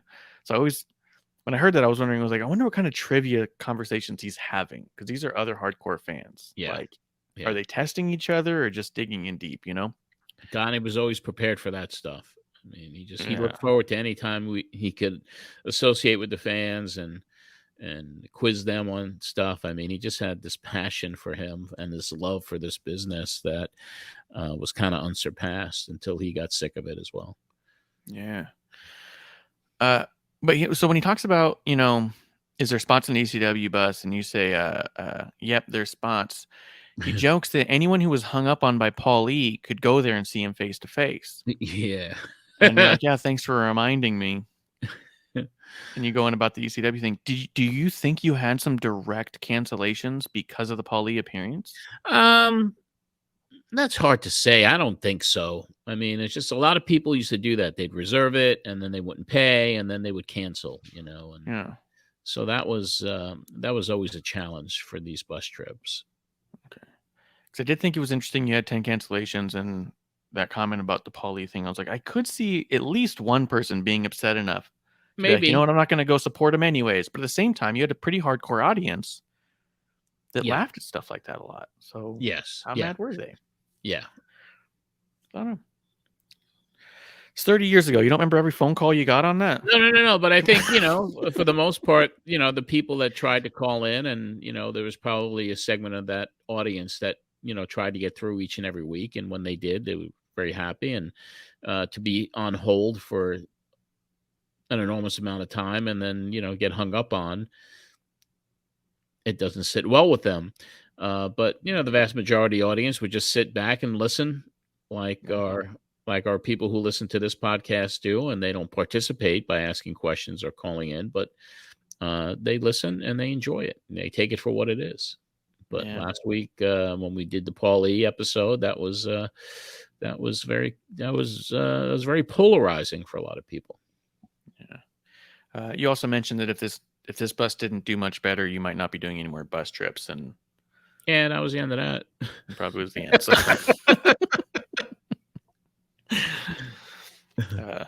Let's see. You talked about turning Cactus into a goofball. You ran a couple ads. I left in one clip of your Steven DeAngelis interview just because you did mention to me he was an old friend of yours. who does a bunch of cool stuff. So I thought, let's hear his voice at least a little bit. But this is just the opening part of it, because the second half is you run down the entire card. Yeah. And that takes you a while and is very How many much a times can you commercial. mention Jimmy Snuka and Don Morocco and the other names that were on there that Tommy D used all the time? And half the names I still didn't recognize. Yeah. So I was like, it's just they're putting together whatever. I mean, the most notable part was that Steven mentions that Paulie's going to be doing a Living Dangerously segment. And he said with no FCC to stop him from being right. Then he could really foul. go off. Exactly. And so, and then you guys mentioned that his guest was going to be a celebrity from outside the wrestling world. I can't imagine you remember who that turned out to be, right? He's probably a soap opera star. Probably. Steven was deep into that world. Oh, very cool. Very cool. So yeah, let's listen to just a snippet of Steven. Well, we're here with Steven DeAngelis. We're bringing on Steve Beverly in just a few minutes. But Steven, in several weeks of negotiations, participation by several bowling centers across Long Island, Starlite Foundation being brought into the situation as a special benefit show, your connections with the show business world, the soap opera world, leads to the announcement on July the 23rd, a Friday night, and the first time professional wrestling has ever been in this venue. And that is Farmingdale College, State University of New York, Farmingdale College, approximately 5,000-seat venue. Professional wrestling will make its debut on a very special night, being called Rage in the Cage 93 Night of Champions, a benefit for Starlite Foundation, which is promoted by Universal Wrestling Superstars in conjunction also with the bowling centers of Long Island. Starlite Foundation, Stephen, it's going to be a big event. Yes, John, as you know, the Starlite Foundation of New York is one of 10 chapters internationally. It's a nonprofit organization. It's been around for 10 years now, and it grants wishes to children who are critically, chronically, and terminally ill. It also provides recreation and entertainment activities for hospitalized pediatric patients. So far, in fact, within the coming weeks, we probably will have granted Starlite's 2,000th wish here in New York. Wow. So it's pretty substantial. Between the hospital programs and the wish programs, we affect the lives of thousands of children every month here in the New York area and the tri-state area. And a lot of these wishes are granted. There's really little or no publicity on them. That's one of the things that makes Starlite Foundation very special, because we value the privacy of the child. We allow the celebrities that are involved with Starlite to do the publicity for us, so that a wish to meet a wrestler or a movie star or a recording artist can be kept between the child and the artist, so that everyone knows that the reason they do it is for all the right reasons as opposed to for publicity. And it also gives the child their dignity. Yes, indeed. And we got a big event coming up, and we're going to do our very best here at the program to help promote this event. Yeah, so is Starlite still a big deal? I can't answer that because I don't know. And people are going to be like, well, he never knows anything. Yeah, I don't know. I don't know if it's still in existence or not, to tell you the truth. Kind of neat, though, that their whole push was to kind of be like Make-A-Wish, but just a lot more subtle. Yeah. A little more private. Yeah, and listening back to it, I think I got the bowling centers involved with that show to maybe be ticket outlets for it. Oh. I'm wondering how that event turned out. I was going to ask if you remembered it at all, because it sounded like you were involved in some way, but sounds like you don't. You think that was your way of getting out of the bowling league? What's that? That was your way of getting out of the bowling league? You're like, look, I'm not doing this anymore, but I'll put on a show over there. Well, I mean, they were, starting this league up, and they were still sponsoring, advertising and sponsoring the shows, the radio shows. And my gut feeling is saying that this show never happened, that it was canceled or something. That's kind of my gut on it. What the hell? 5,000-seat venue, Farmingdale. They never had a card before. Tommy D. It just sounds like a recipe for a shitstorm. Like I got a bad feeling about this one in my gut. Yeah, I do actually, because I don't really recall the show. Yeah, you think you would if it did happen? So because I also wanted to have my convention at Farmingdale University. I know I had met with them about it. So I don't know. There was, maybe more that meets the eye on this whole thing that I've erased from my memory for some reason. It was kind of funny to me right before you talked to Steven DeAngelis. You say, Bruce did it. Bruce got it. He goes, I wanted him to get Steven Beverly on, and he found him. He's got him. He goes, we're talking to Steve Beverly. I've been wanting to talk to him for so long. All right, let's talk to Steven DeAngelis real quick so we can get to Steve Beverly. So yeah, because we were trying to get Dory Funk that night too.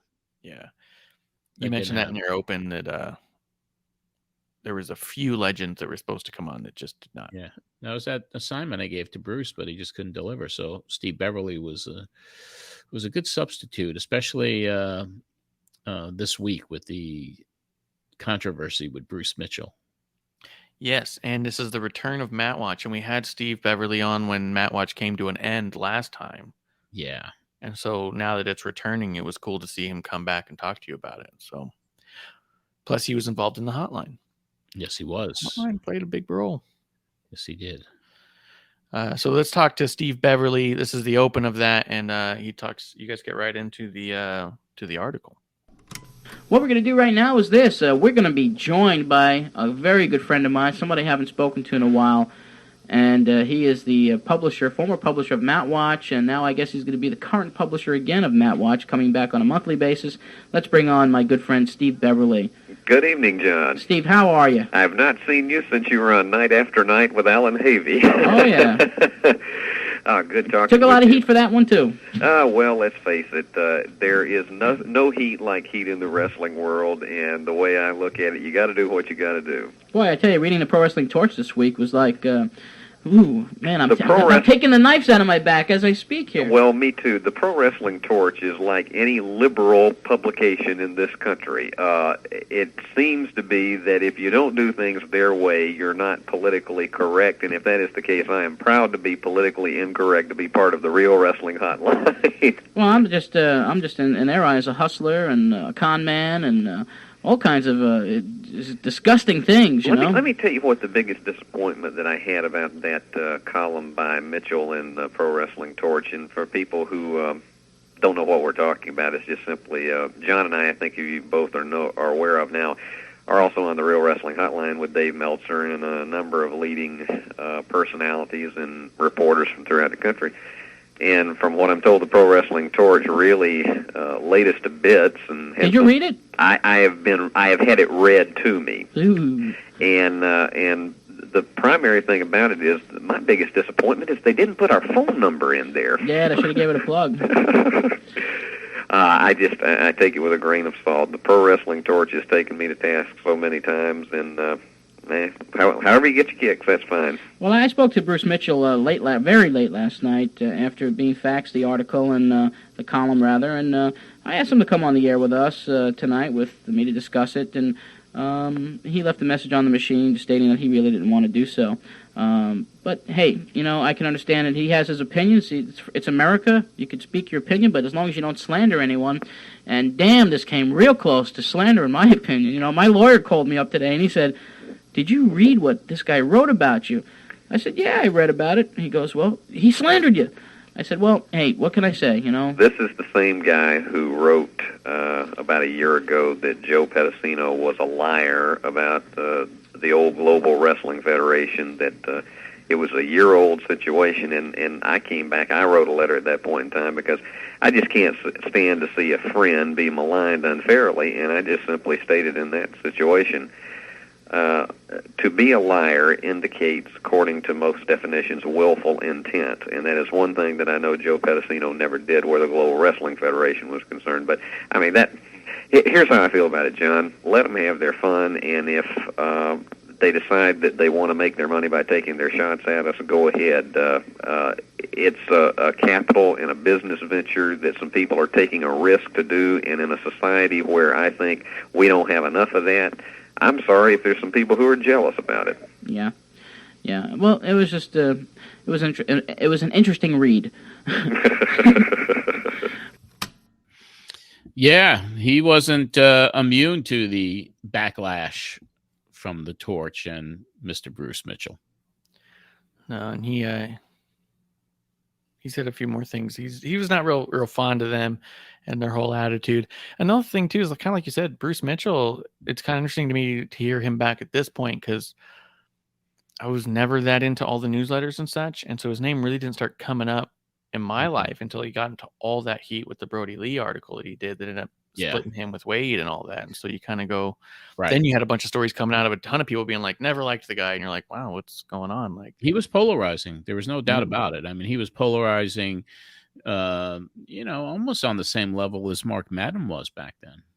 Yeah. But he stuck it out longer than Madden. Madden went on to do other sports. Yeah. Really good stuff too, Yeah. Let's see. Oh, and then Madden also did a little on-air personality stuff. I don't think Bruce ever did, right? No. Madden is still a key figure in Pittsburgh sports. Yeah. But I mean, like WCW even did like commentating for a little bit. Madden was, one of the broadcast team.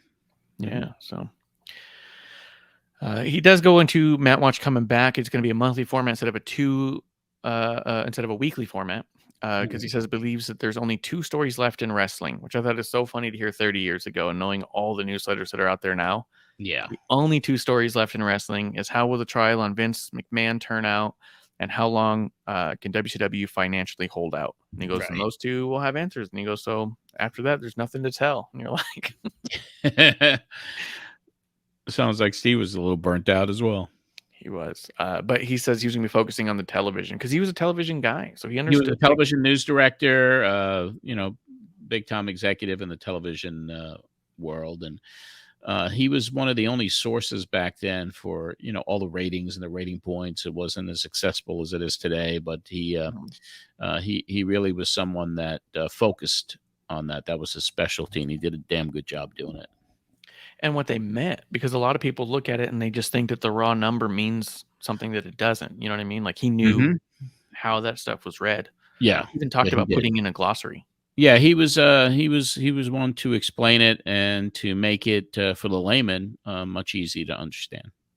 Yeah, I wouldn't be surprised if he's the one who taught Meltzer everything he learned about it. Wouldn't shock me. I know they were pretty tight, so I'm sure that there was some influence there that Dave got from Steve. Yeah. Let's see. He said he was going to be the Rush Limbaugh of wrestling newsletters, be the conservative chronicle of wrestling newsletters, being a commentary focused on television itself and what you're seeing on television. But then here's the other clip I have of him. I have just the 2, because after that, you guys go on to put over the hotline. And he mentions that the reason he left the WCW hotline was because they wanted him to show to the company line. And that was an agreement he had when Lance Russell hired him. Yeah. Several years before that he would not be doing that. And the pressure once Lance left to start doing that. Right. To basically not tell the truth. Yeah. Yeah. That's exactly how he said it. So there's a lot of pressure not to tell the truth. And he goes, but that's not what I want to do. And that's not what we're doing on our hotline. So really cool. But so this is the clip where you and him talk a bit about the Cactus Jack stuff. Well, I tell you, TV wrestling the last couple weeks has been very, very bizarre. I on my report on the Real Wrestling Hotline tomorrow, I just went off on the Cactus Jack deal. Watching it tonight and watching it last week, what are they doing to this guy? This guy has put his life on the line for wrestling, literally. And here they're turning him into a goofball. Well, I think one thing, and I think it's important for all of the listeners to know, this certainly would not have been Mick Foley's choice as Cactus Jack. No, it would not. And second off, I think it is indicative. This was my commentary on the Real Wrestling Hotline today, and also it has. I have a very pointed editorial about it in the first issue of Matt Watch 93, which should be in your hands sometime Tuesday or Wednesday. My feelings about this, straightforwardly, are that this is an indicator of how low and how desperate this organization is sunk. It is, secondly, what happens when scriptwriters get a hold of the creative content of professional wrestling programs. And third off, you're talking to someone who has served on the West Tennessee Board of Mental Health. I didn't even find the segments funny because I have watched for 2 years a number of families struggle with emotional trauma. It is not a funny road back. It is not a joking matter. No. And it has nothing to do with one being politically correct or incorrect. It's just not funny. And I think that it was a poor man's attempt to be One Flew Over the Cuckoo's Nest last week. This week's made absolutely no sense, and I'm afraid that with scriptwriters and the organization as they've hired, this is indicative of things to come. Hey, what about the movie, the big movie with Vader and Sid? Now, it looked like they were assembling a Ku Klux Klan rally, you know? They were in a big, dark building, and, you know, it was like a bunch of degenerates sitting around and you know, chanting, and I'm saying, this is bizarre. Well, this is bizarre. I have to tell you, when they did the Spin the Wheel, Make the Deal mini movie, that was clever. Jake was great in that. Jake was tremendous. I thought it was well produced. It had a concept and a storyline that made sense. This thing tonight, and I'm told they spent more than $40,000 producing these things, even more than that. If that's the case, then I really wonder who's managing their money. This was nothing more than, other than the degenerates that you saw there, and using an MTV style of movie production. This was nothing more than just Robert Fuller and Harley Race yelling for 5 minutes, and a crowd and a band that made absolutely no sense what they were there. To me, why spend this kind of money if this is the kind of content you're going to come up with? What are they smoking in the offices there? I would rather not comment on that, because to do so I would be accused of some of the things those people accused me of when I was on their hotline. Yeah, I guess so. But it was very strange, and I just looked at the program tonight and I said, yeah, it is turning into very, very bad comedy. It's bad television. Yeah, it is absolutely bad television, and anybody in that organization who thinks otherwise has got to be up a tree. And it's unfortunate, but I think it's indicative of the fact that we are at probably the lowest ebb we've been at in quite some time. Yeah. Very pointed comments by Steve Beverly. Now, I was thinking back, I mean, I guess they were doing more of these Hollywood-type vignettes and doing a poor job at putting those together, especially for the price tag, when talking about $40,000 to produce these things. They always had terrible ones. Even the whole like Vader and Sting one with the shark and the boat. And yeah. The overlay of an explosion over top looks like kind of... Yes, I remember that. That was kind of ridiculous. Yeah, that was awful. Like all their editing was always so bad. Mm-hmm. And the acting too, the close-up camera shots to do the one line to the other one, kind of indicating that these guys don't know how to remember more than one line at a time. Yeah. It was nuts. So yeah, I'm going to go back. I don't remember these cactus snippets. I'm going to go back and find them. Yeah, you should. I'm going to watch them. Yeah. Just to give me a full report next week. Yeah. You do end up getting into the callers. The callers on this one, on the night show, was so random. Yeah, there was no topic. I guess people were afraid. People were afraid to call in from last week. Maybe they think Paulie'd show back up and hang up on it. That's true. These are all the people who don't usually get to call in and talk about their weird nonsense, so they're able to do it this time. First dude was asking about where you can buy the wrestling theme songs that they walk in to the ring with. And you said the WWF fan club comes with a cassette tape that has a lot of them. And he goes, well, I'm not a WWF fan. And he goes, I want the WCW themes. And you're like, but those themes are terrible. And he goes, no, the old ones that were good. And you're all like, well, I don't know. Like, so weird. And then he had an idea where he was pitching I think it was ESPN or some channel was showing Legends of Wrestling, just old wrestling tapes. And he goes, WCW should do that. And you're like, yeah, they should. And he goes, all right, so who do I tell? And you're like, I don't know. You're like, a brick wall? Like, well, I get a lot of random questions now.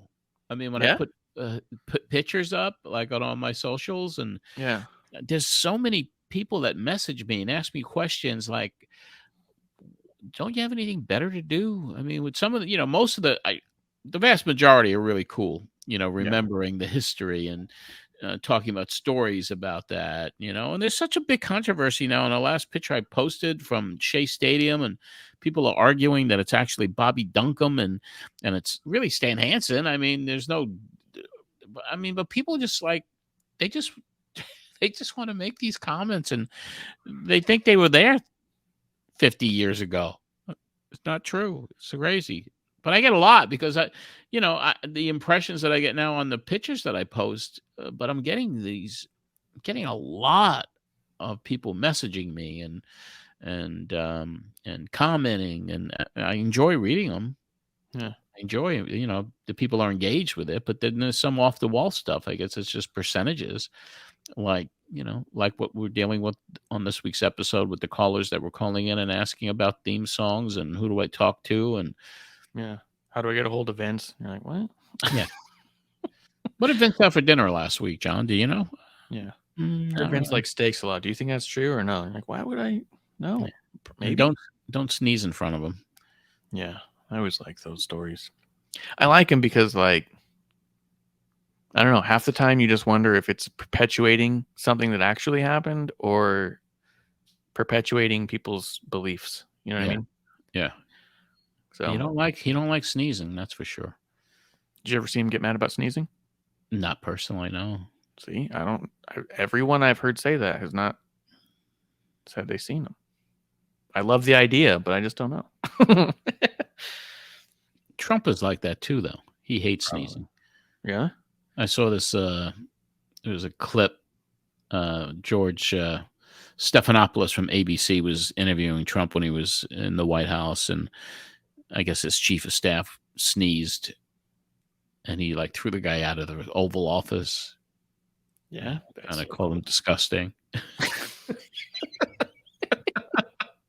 How dare you? I like the idea that when people say that, it's because it's the only time he doesn't have control over his body. Yes. And it's all like, it's such a weird. Boy, I'd love to get both of those dudes on a show. Yeah, get them to interview each other. I wonder how a conversation between the two of them would even go. Oh, it would be fascinating. It'd be fascinating. Trump trying to just steamroll every word into the next, and Vince being so alpha that's just not going to happen. Right. That's why I kind of dug when they were having that on-air feud. Yeah. That led to the shaving of the head. So good. Fun stuff. Let's see. Before I play our last clip from the callers, I'm just going to let you know some of the other stuff that was really weird. Is there was this kid who called in saying he heard big news about The Undertaker from his friend but doesn't know what it was. And so asks you what it was. And you're like, I don't know. I didn't hear anything. You're like, well, my friend told me. He goes, who's your friend? He goes, just my friend. He goes, he called me and left a voicemail on my machine saying that there's big news about The Undertaker and I can't get a hold of him. So I called you to see if you can tell me what it is. And you're like, I don't know anything about The Undertaker going on. And then another caller calls in and goes, hey, I think the big Undertaker news is that he got jumped by El Gigante. And you're like, that was on TV. It was just such a weird thing back and forth. Although you did clarify that Adam Bomb was supposed to be the vampire, but the reason they went with the other guy, David Garth, I think it was because he was doing that same gimmick. Gangrel. Oh, that's Gangrel. Yes. I don't know Gangrel's real name. Yeah, that he was doing that in Puerto Rico. Mm-hmm. Was that for WWF or WCW? Gangrel? Well, I know Gangrel was in WWF, but I thought that was years later. Was David Heath, was he in WCW first, wasn't he?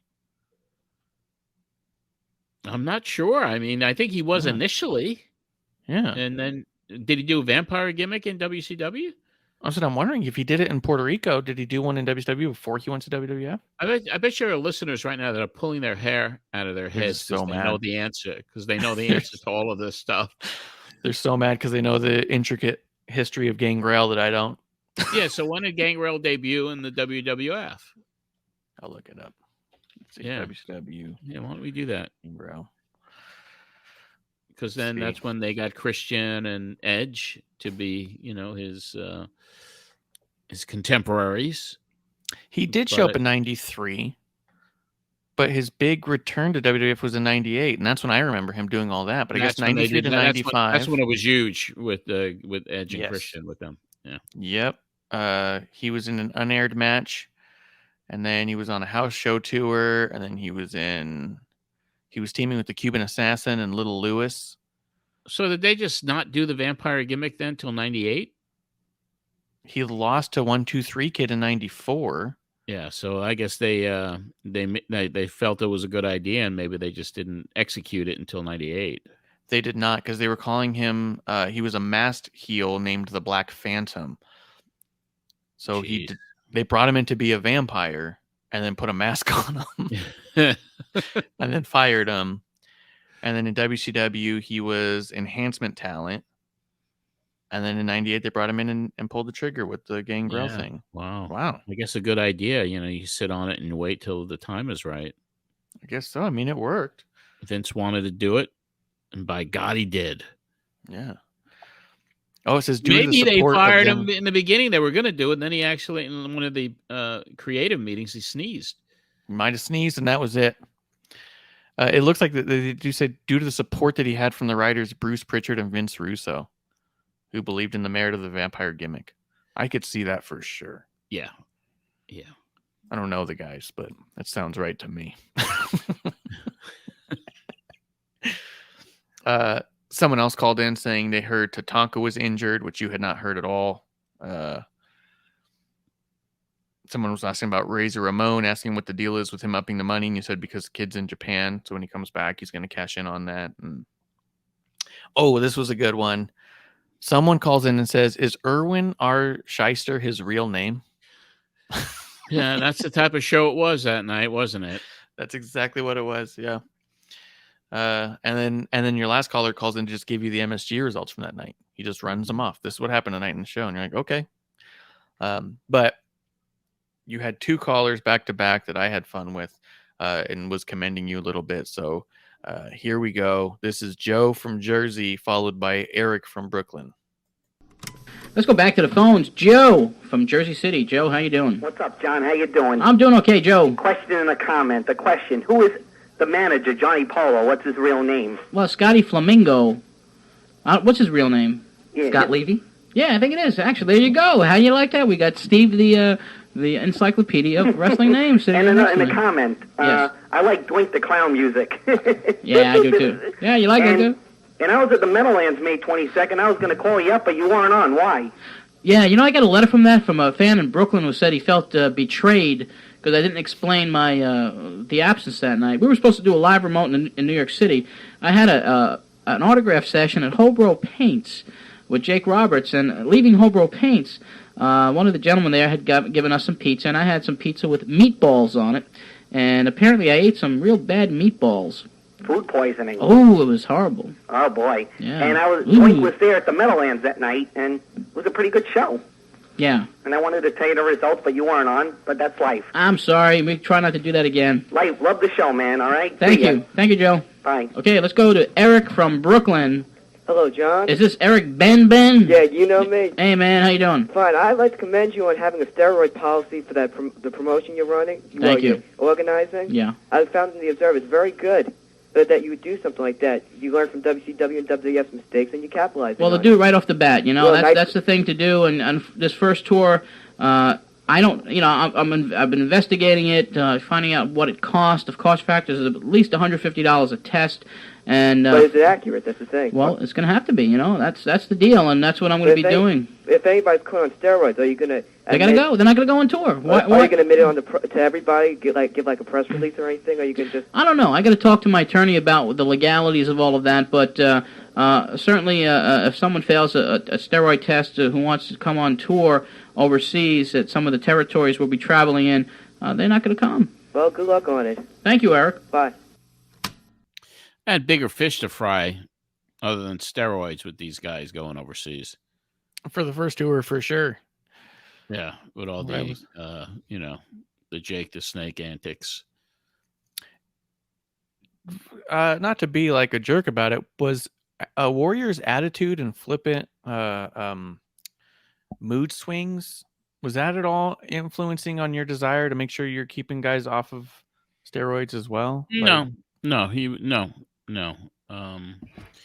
He was just, he was just outrageous in his demands, especially after I agreed twice to pay him and up the money. And then the final straw was when he asked for that $100K, and that was the end of that. But, the Jake buying crack, near JFK Airport, and bringing it overseas where they'll execute you in public if you get caught with narcotics was not something that was calming for me. Yeah. Didn't relax you much. No, especially we're sitting in business class on the flight over to Hong Kong, and we're on Singapore Airlines, and he takes out this envelope, and he's lighting up this little envelope, and he's dipping his cigarette in it. And I was like, "What is that?" "It's crack, brother. You want some?" I was like, "No." Were you allowed to smoke cigarettes on the flight at that time? Yeah, you are. That was fine. And then the flight attendant comes up and she looks at him. "What is that?" "It's candy. You want some?" Jeez. What a great guy. God. As you can see why I was getting a little crazy. Yeah, I mean, that's your flight over. Like, you haven't landed yet, and you're like, this is kickoff. Yeah. This is how this is going to go. And then the other performer, which I don't even know if I should mention names, but accused one of the flight attendants of stealing his fanny pack because he was so inebriated on the flight over. And we had to stop in Germany, and he created such a ruckus that armed security guards came on the plane when we landed in Germany. And if it wasn't for the fast talking of a guy that was assigned to the tour to kind of diffuse situations, this performer might have been hauled off to jail in Germany. And then he found his fanny pack in, guess where? In his overhead compartment. Right where he put it. And he got on his hands and knees. "Please, I'm sorry." Wow. So I was like, this is on the way over for the war. You're like, this is going to go great. This is going to be smooth, seamless. Everyone's on the best behavior already. Yeah. Wow. That's nuts, man. That's what I got for this show, though. It was a bit of a hodgepodge of everything. And yeah, a little bit of a hangover from the Paulie episode. The callers on EVD, the Bruce Mitchell, all of it, Stan Lane, so it wasn't the most newsworthy show we've ever done, but it's good to go back 30 years to review it as well. For sure. And it's to see what's all on your plate as you're getting ready to do this thing. Like, the stress levels of just your existence in this moment have to be so high. So when you're getting phone calls, like, is Erwin R. Scheister his real name? And you're like, what? No, it's Mike Rotunda. And he goes, really? I thought it was. And you're like, well, I don't know where you've been. Like, yeah. Of course you're going to be a little snippy, like. And the ironic part is that this was the last in-studio show ever at WEVD. Yeah. Yeah, after that you did the couple remotes. Then we did the ones we called in the shows from Southeast Asia, and those were 28-minute shows each. So we do have both of those. We'll review those on the same show, both of those weeks, in a few weeks. Next week it's the week before we leave for Southeast Asia, so we'll review that one, and then the following week we'll be back to have those Southeast Asia episodes, which I haven't heard yet, so I don't know what performers are on that show, so I'll have to give them a good listen. And if anyone's out there that's was on that tour that we can get a hold of, I'm hoping that Wendy Richter, because I met her in New Jersey at the 80s WrestleCon, I'm going to give her a call and see if she'd come on and speak about that tour that she was on. It'd be nice to get her. It'd be nice to get her and Medusa on at the same time, because they worked against each other. I don't think they have any heat, do they? No, they don't. I don't think so either. Who Medusa's got heat with, and it's actually kind of a short list. Yeah. And they worked and they did great. It was fabulous to have them on the tour.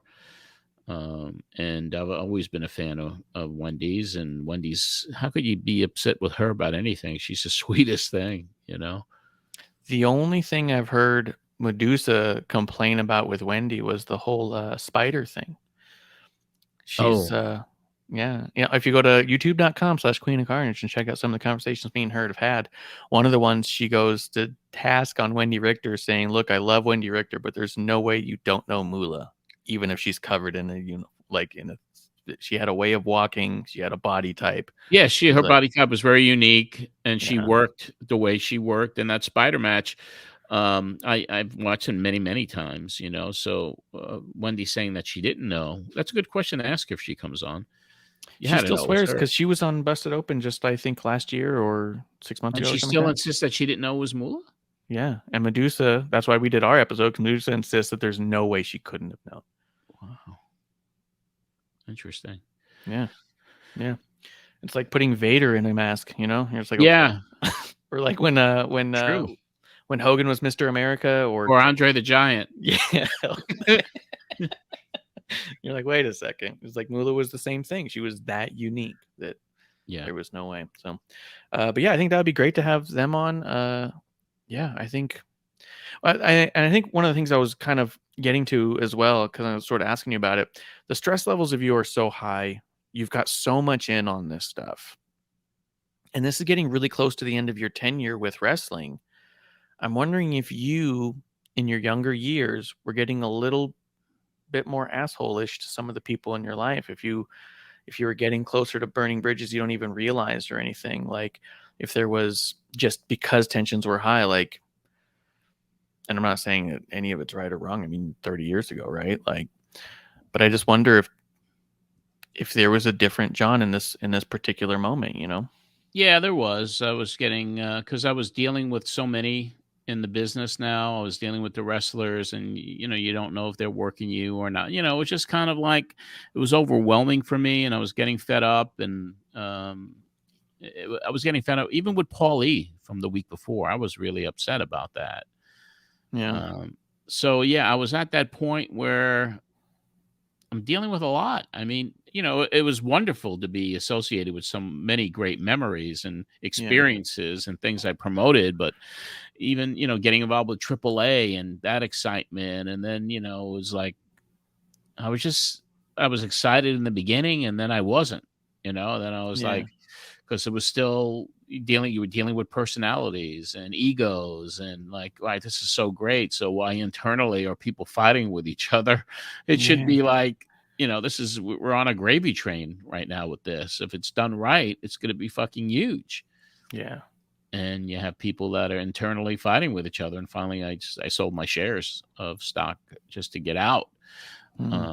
So, I mean, it was all of that. It was a lot of it. And then, losing your two main sponsors, Holbro, I mean, they were carrying the show, and then they're gone. So, I was really accelerating this fed up. I got to get out of here somehow. But I didn't know what the alternative was going to be for me, because I was too embedded, and I was very unhealthy weight-wise, mentally. I couldn't even find or even look for a job until, end of 96, when I finally put it away for good. But it was a horrific time, but it was a good time in a lot of ways, but it was a horrific time as well. So, when you listen, that's why I'm kind of looking forward to even going back to the beginning again with you, and bringing on Sonny Blaze and Donnie and others, just to kind of relive the innocence of what we were covering in 1989. Before it really got serious in 1990, and it started off with great intentions, fun, getting involved in wrestling deeper, starting conventions, all that stuff. But at this point, where I'm promoting, I'm going overseas, I'm worried about, foreign countries, I'm worried about who am I going to bring over there, what is going to happen when we get there, are the promoters going to be happy, it's like all of that. And trying to keep a radio show on that you really couldn't afford spending over $1,000 a week to do. There's just so much pressure and weight on you from all these different things and then, you wrap up the radio show. And then, I mean, I'm also trying to think, you continued to go to the ECW shows when Paul was running stuff, right? Yeah. I was so into the product. Yeah.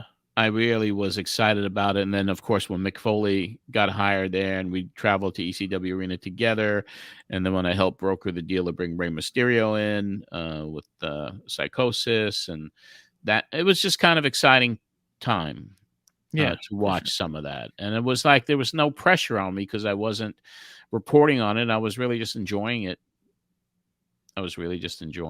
And I still was promoting some too. So, but it was a tumultuous, 93, 94, 95 to the November of 96 when I got out and got a job in radio. It was sometimes I'm surprised I survived it. Yeah. Yeah.